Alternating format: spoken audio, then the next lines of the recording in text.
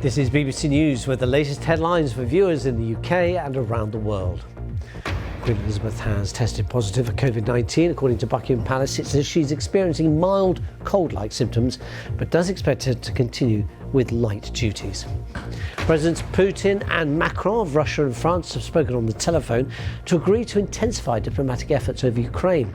It's as the news comes as the country's president calls for an immediate ceasefire between government forces and pro-Russian separatists in the east of the country. The late legal requirement to self-isolate after catching COVID in England is expected to be dropped from next week, despite concern from some scientists and medical groups.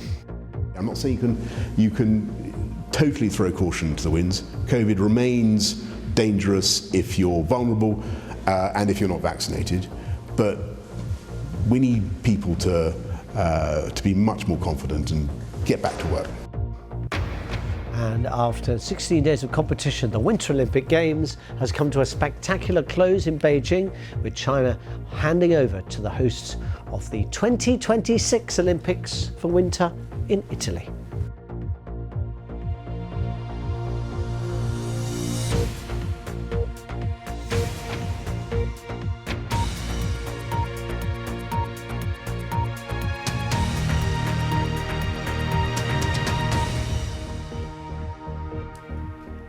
Hello, and if you've just joined us, welcome to BBC News. Whether you're watching in the UK or anywhere else around the world, it's good to have your company.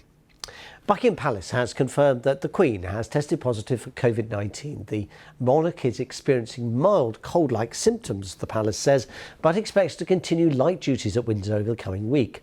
The Queen, who is 95 and will be 96 in a few weeks' time, had been in contact with her eldest son, the Prince of Wales, who tested positive last week. The Prime Minister Boris Johnson sent her best wishes, saying in a tweet that he wished her a swift recovery and a rapid return to vibrant good health.